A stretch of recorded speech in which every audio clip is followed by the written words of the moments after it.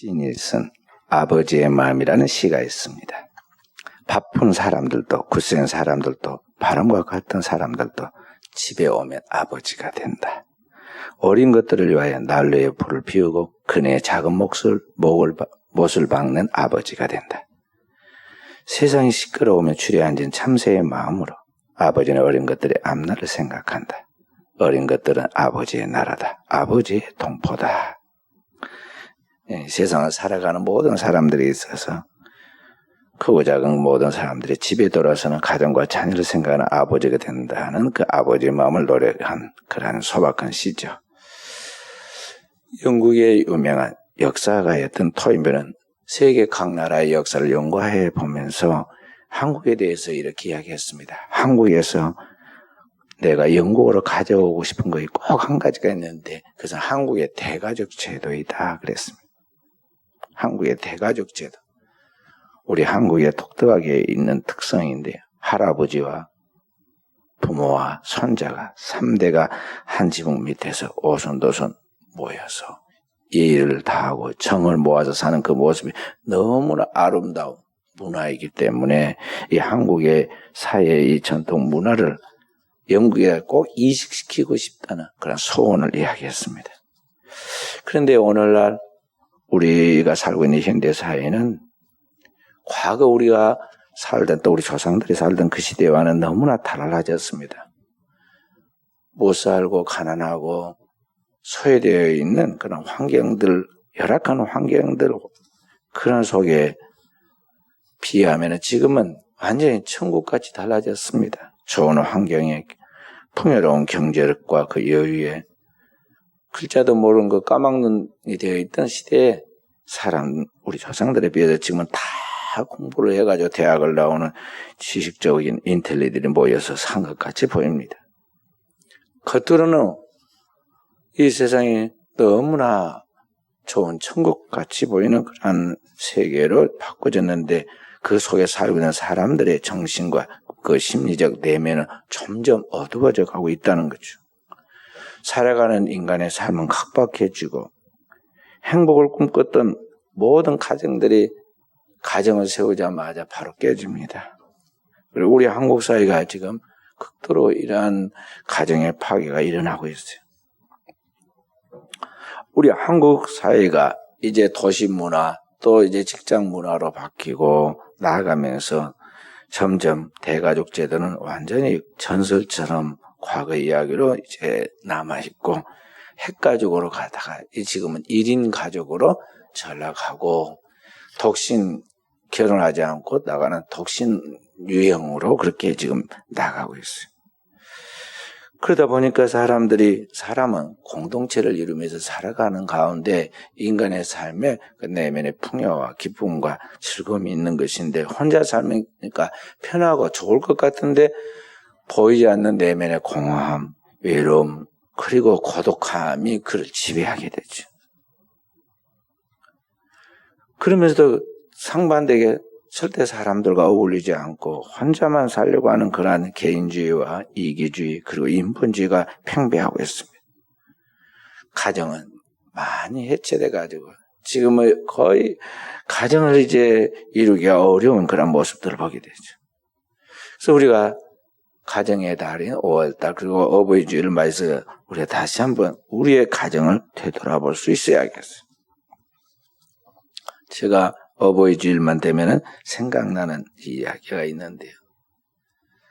지금 10년이면 강산도 변한다는데 강산이 3번 변하고도 또 절반이나 지나서 35년 된 이야기가 지금 엊그제 지금 생생하게 저게 남아있는 이야기가 있습니다. 제가 1985년도에 신학 공부를 다 마치고 목사 안수를 받기 위해서 고향인 순천으로 돌아와서 순천노예에서 이제 목사를 안수를 받기 위하여 이제 전임 전도사로 부목개수로 이제 사역하는 거죠. 담임 목사님을 도와서 신흥교회에서 목회를 합니다. 아동부부터 중고등부, 청년부까지 주말에 돌보고 주간에는 목사님의 사역을 도와서 이제 신방을 합니다. 그때는 신방 주류의 문화였기 때문에 하루에 12가정씩 신방을 했습니다. 결석자들과 또 대신방으로 가는 신방, 이렇게 해서 하루에 12가정씩 신방을 하고 다녔는데, 하루는 신방대원들을 이끌고 이제 계획한 오늘 신방해야겠다고 계획을 한 그 구역으로 가다가 갑자기 하나님이 제 마음에 감동을 줍니다. 성령께서 제 마음에 이제 어떤 감동을 주는 생각이 있어서 가다가 멈추고는 방향을 바꿔서 풍덕동 거기에 이제 그 동천 있는 쪽, 그걸 보고 풍덕천이라고 그때는 불렀어요. 그 풍덕천 그 뚝 밑에 신방을 갔습니다. 지금은 완전히 거기를 깨끗하게 밀어가지고 거기에 보도블록을 깔고 또 꽃을 심고 그렇게 뒀는데, 얼마 전까지만 해도 거기에 가건물처럼 되어 있는 집들이 거기에 쭉 줄비하게 있었습니다. 가난한 사람들이 살고 있는 그곳인데요. 그곳에 살고 있는 이 김종대라는 이름을 가진 할아버지가 있었어요. 제가 한 번도 만나본 적은 없지만 교적부에 등록이 되어 갖고 있었기 때문에 제가 이제 신방을 간 겁니다. 2달 전에도 그 신방을 그곳에 갔었는데 할아버지가 누워 계시고 이 할머니가 푸승기를 갖다가 시장에 팔러 갔다 오셨는데, 그게 돈이 얼마 되겠어요? 푸승기 그 텃밭에서 갖고 가지고 팔아서 돈도 안 될 것인데 그걸 갔다 오세요. 근데 그때 2달 전에 갔을 때 보니까 그 집에 살 수가 없는 집이에요. 너무나 집이 환경이 열악한데 그 열악한 집에서 개를 2마리나 키웠단 말이죠. 한 마리는 마루 밑에 있고 한 마리는 부엌과 안방을 막 제 집처럼 들락거립니다. 너무나 비이성적이고 불결해서 이래서는 안 되겠다 싶어가지고 제가 우리 청년들에게 이야기해서 우리 청년들을 몇 명 끌고는 그 집 가서 대청소를 했습니다. 방 안팎과 마당과 마루 밑에 우선은 개똥부터 치워야겠길래, 그렇게 많이 나올 줄은 몰랐는데 하여간 주워 담다 보니까 바켓스, 큰 바켓스 있잖아. 바켓스 3개가 나와요. 그러니까 밖에서 3개나 되는 개똥을 주워 냈어요. 그리고 문이 창호지로 이렇게 바르는 이렇게 창살 문이었는데 얼마나 더러가 먼지가 이렇게 쌓여 있어서 그냥 통째로 문을 뜯어내 가지고는 거기에 물로 씻고 그리고 문종이를 다시 사다가 팔았어요. 그리고 누워 계시는 그 영감님을 깨끗이 씻겨가지고 여집사님이 신방하다 봤기 때문에 그 옷을 사준 거 있어서 그 새 옷을 갈아입히고 그리고 돌아왔었거든요. 그래서 이제 그 2달 전에 신방 갔던 그곳에 그 노인이 잘 계신가 하고 신방을 들린 거예요. 그랬더니 할머니가 마루에 앉아 계시다가 한 9시 조금 넘었었는데 그 계십니다. 그래서 할머니, 할아버지 잘 계세요? 하고 물었더니 할머니가 갔어. 그리고 어디를 가세요? 이 아침에 아프신 분이. 그러니까 아주 갔다니까. 그래서 들어가 보니까 이 할아버지가 이미 운명하셨더라 하는 거죠. 그래서 제가 연락할 사람이 없느냐고 물었더니 택시 운전하는 손자가 함께 살다가 지금은 여기 안 사는 집에서 나갔는데 그 전화번호 여기 있다고 가르쳐줍니다. 그래서 그 손자에게 내가 연락을 하고 할아버지가 돌아가셨으니까 빨리 준비해라고 그렇게 했어요. 그리고는 신방을 중단하고 다시 교회로 돌아와가지고 교회 담임 목사님한테 이야기를 하고 관을 사서 초상을 치려고 제가 준비하러 갔습니다.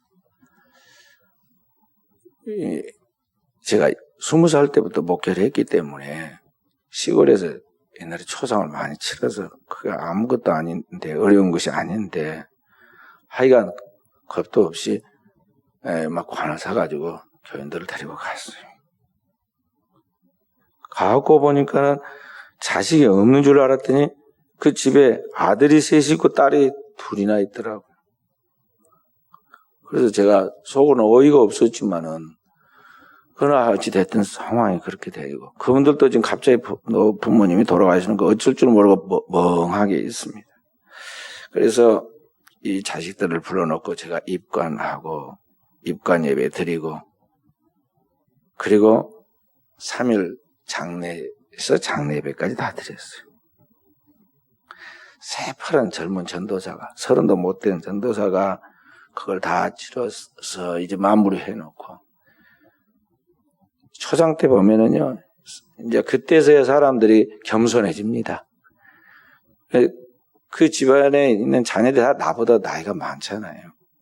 자녀들 결혼해서 그렇게 다 있는 분들이니까. 그런데 제가 장례를 다 치르니까 코가 땅에가 닿고 있는데 제가 젊은 전도사가 따끔하게 충고를 좀 했습니다. 그리고 남아 계신 모친을 잘 모셔라.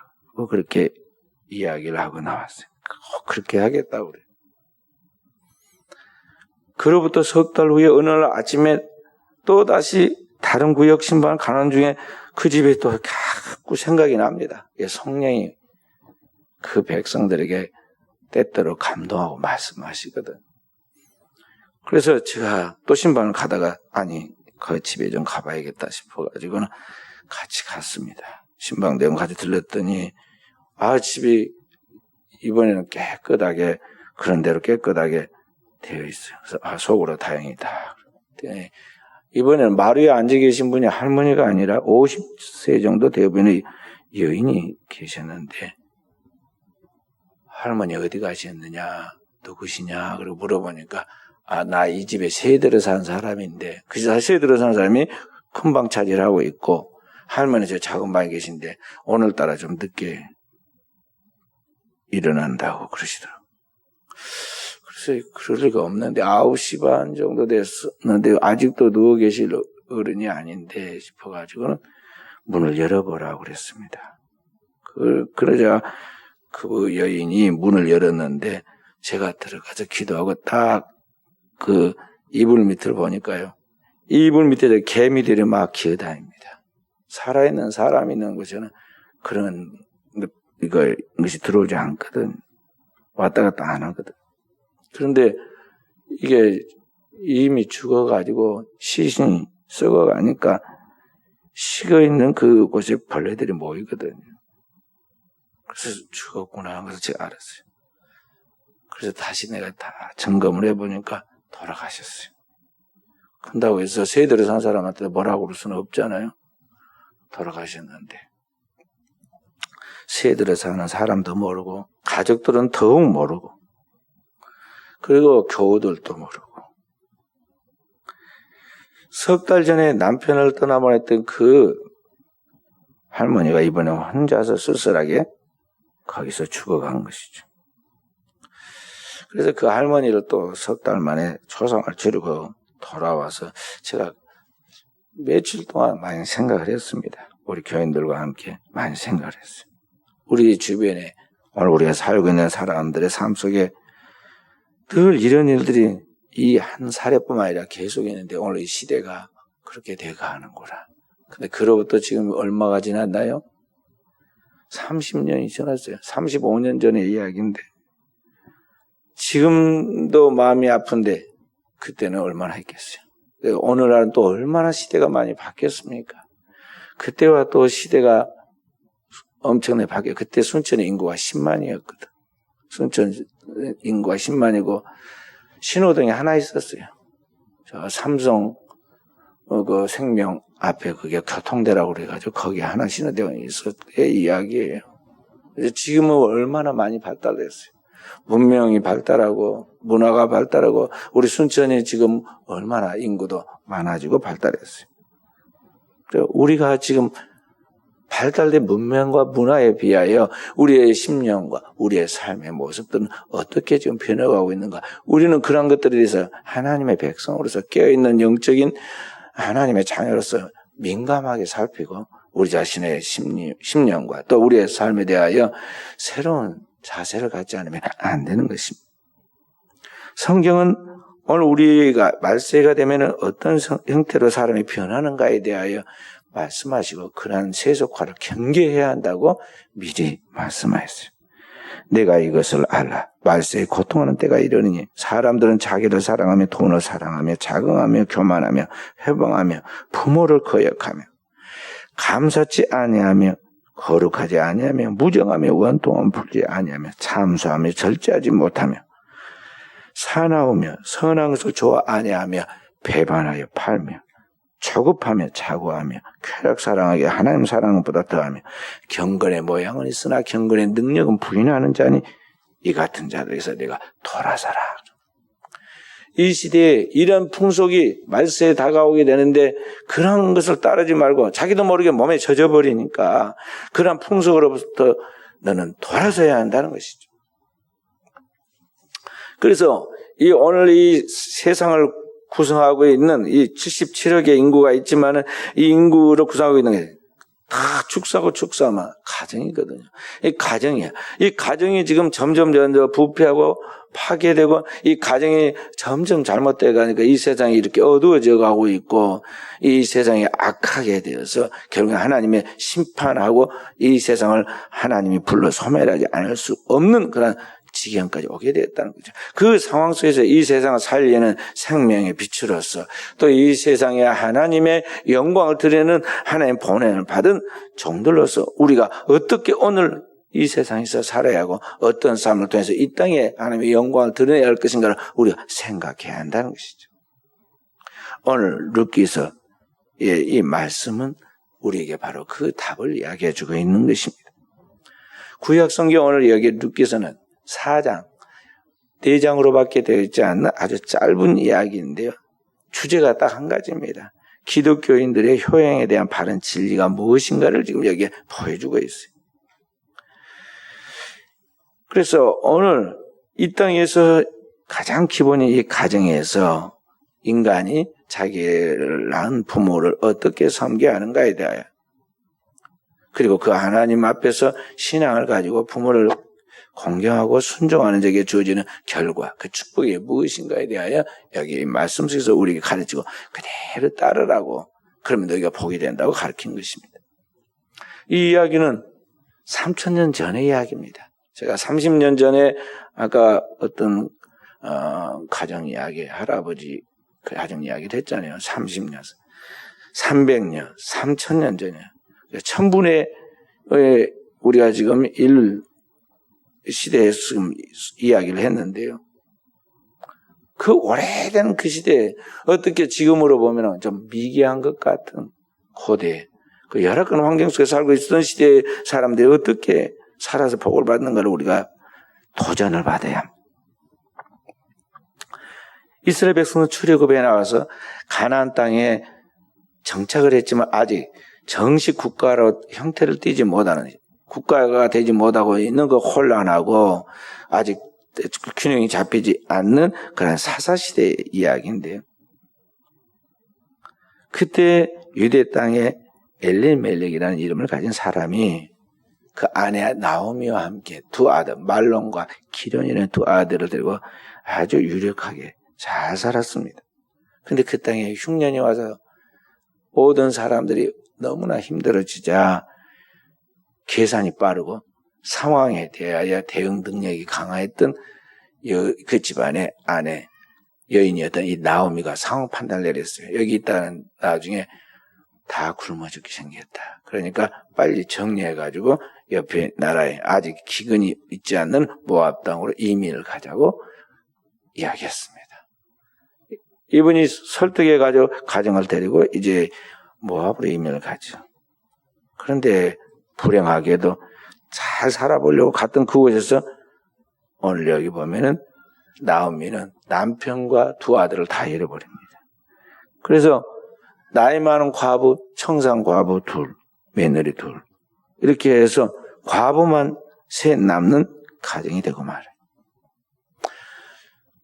고대에는 여자는 숫자에 들어가지 않는 그런 존재들이었는데 전투력과 경제력이 없는 여자들은 숫자에도 쳐주도 않은 그런 시대에 이 여자들만 셋 남았다 이 말이죠.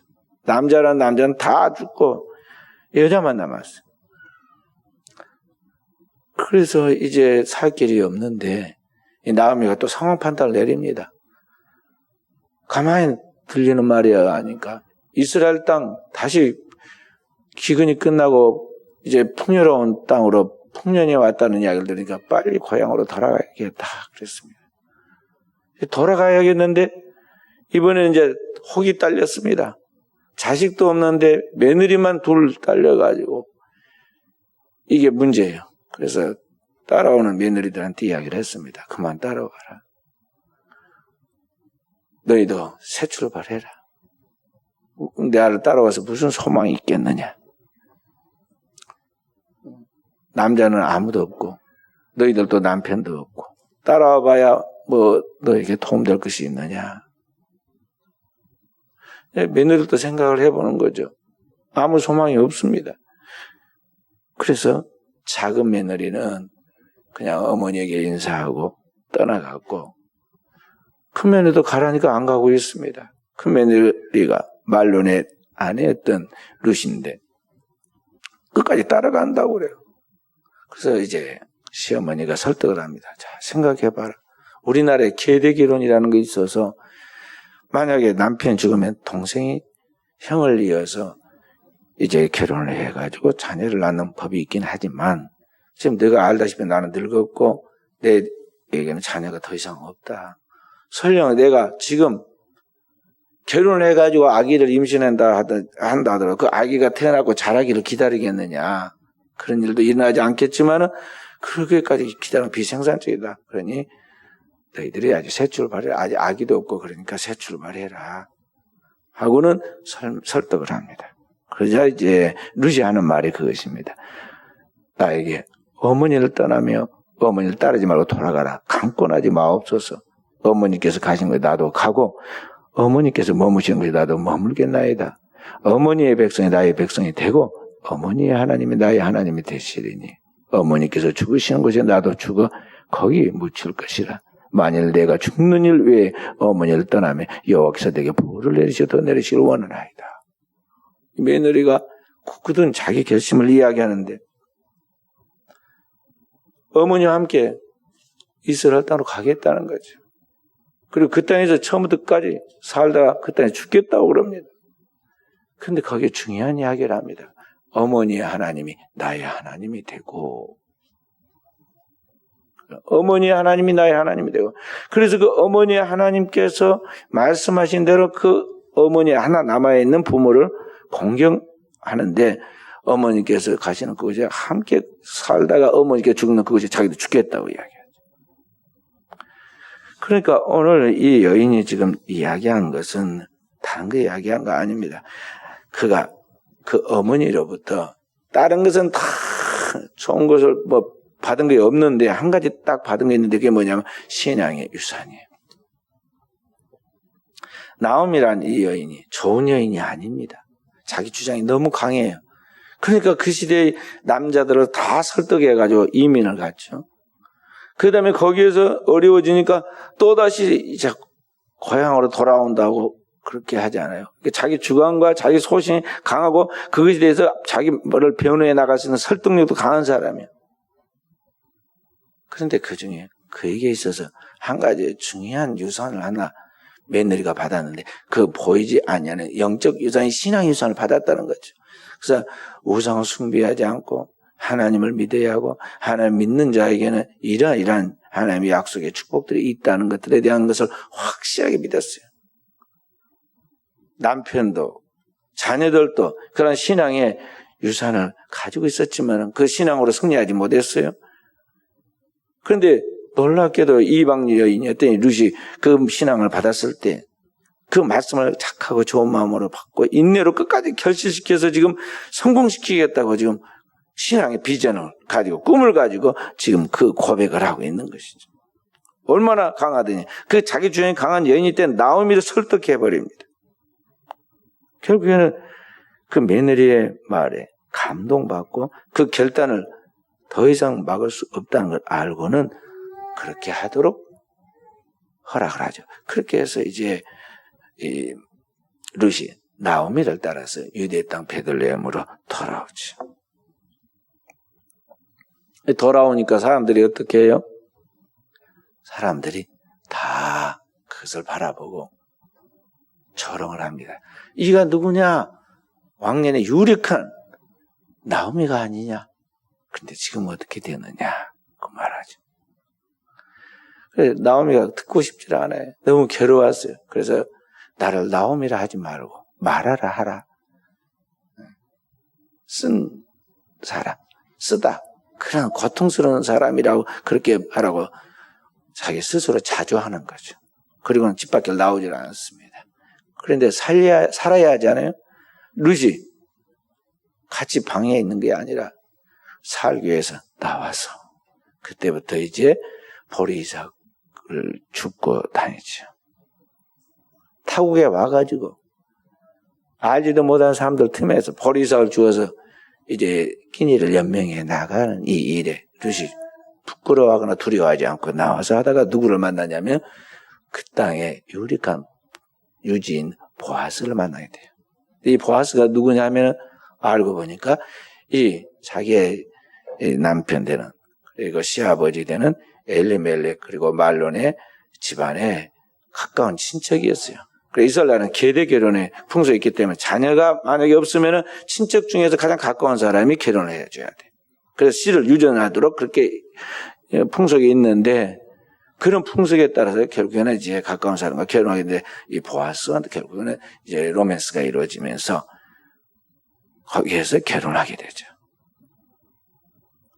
놀라운 사랑의 반전이 이루어집니다. 그리고 두 사람이 결혼해가지고 보아스와 룻이 만나가지고 그렇게 결혼해서 낳은 자녀가 오벳입니다.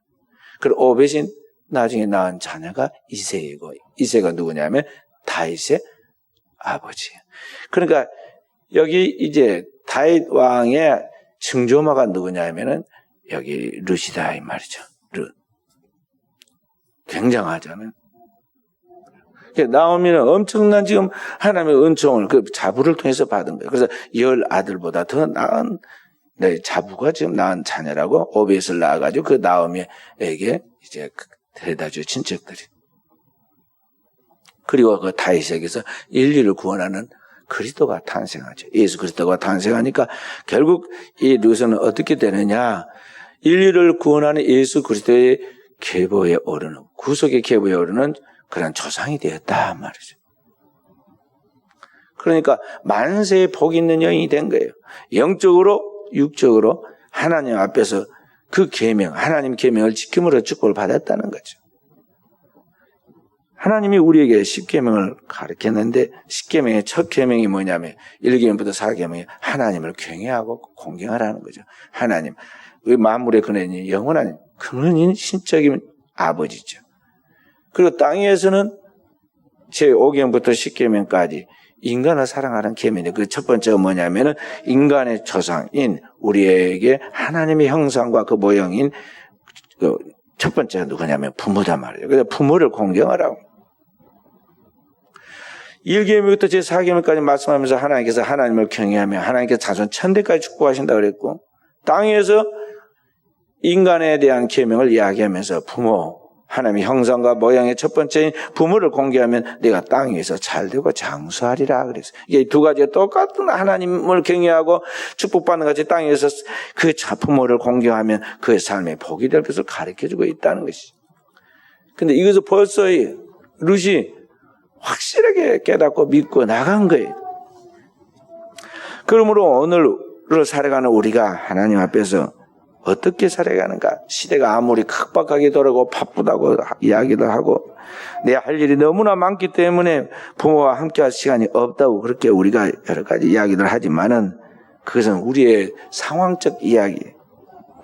하나님을 경외하는 그 계명은 바꾸지 않듯이 부모를 공경하라는 하나님의 그 법칙도 바꾸지 않는 걸 우리가 알아야 하는 것입니다. 그래서 하나님을 경외하듯 부모를 공경하는 것이 오늘 이 땅에서 하나님의 진정한 축복을 받는 비결이라는 것을 성경이 우리에게 오늘 가르쳐주고 있어요. 그래서 오늘을 살아가는 우리의 사랑하는 귀한 종들이 우리 하나님 앞에 어떻게 축복받을 것인가? 여러 가지 세상에서의 처제술들이 있고 여러 방법이 있지만 가장 기초에 충실해야 돼요. 하나님을 경외하고 하나님이 우리에게 주신 그 소중한 인생의 뿌리인 부모에 대하여 내가 할 수 있는 최선을 다하고 기분을 지켜나가라는 것입니다.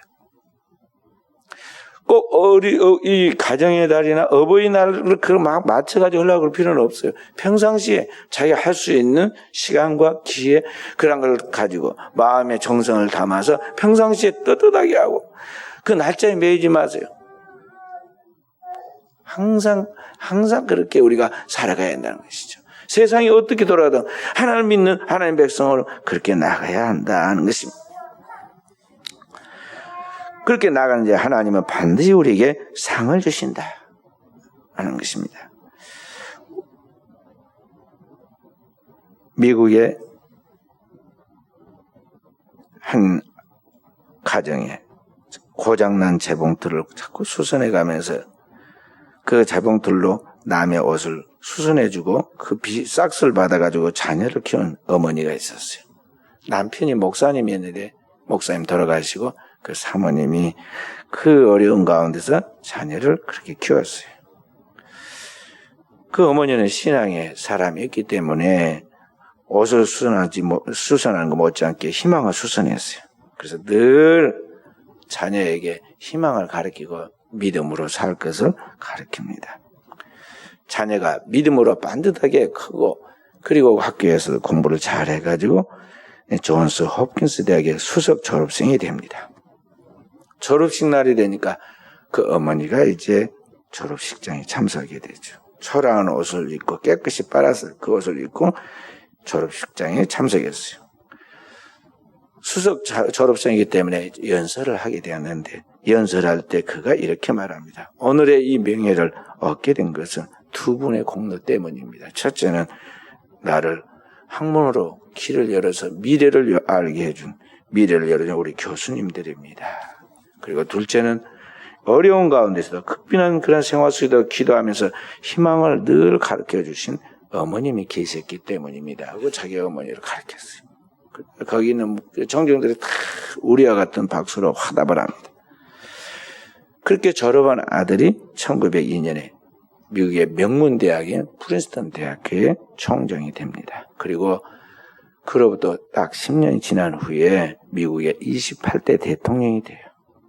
신자유주의를 내걸고 슬로건을 내걸고 이제 미국의 대통령이 되었습니다. 대통령이 된 다음에는 민족 자결주의를 주장했어요. 그래서 우리나라가 그 당시 한일 합방이 돼가지고 그렇게 일본에 강점당해서 고통받을 때 그때 위드로 윌슨이 외치는 민족 자결주의에 힘을 얻고 그래 독립운동을 한 거거든요.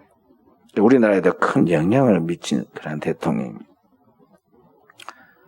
하나님을 경외하고 그 진리 안에서 살아가는 삶, 또 그러한 삶을 따라가는 그 자녀들은 하나님이 반드시 세우고 일으키신다 하는 걸 알아야 돼. 그리스도인으로서 우리는 그러한 부모가 돼야 하고 또 그러한 부모로서의 삶의 본을 보여야 돼요. 그런 가운데 나갈 때 하나님은 모든 사람을 사랑하시되 자기 독생자 그리스도 예수를 내어주시기까지 사랑하신 그 절대적 하나님의 지극한 사랑으로 우리를 사랑하심으로 항상 하나님의 영광을 우리에게 덧입히신다는 걸 알고 오늘 또 이러한 믿음의 길에서 승리하는 그 믿음의 길을 걷고 승리하는 우리 사랑하는 귀한 종들이 되어지기를 주의 이름으로 축원드립니다.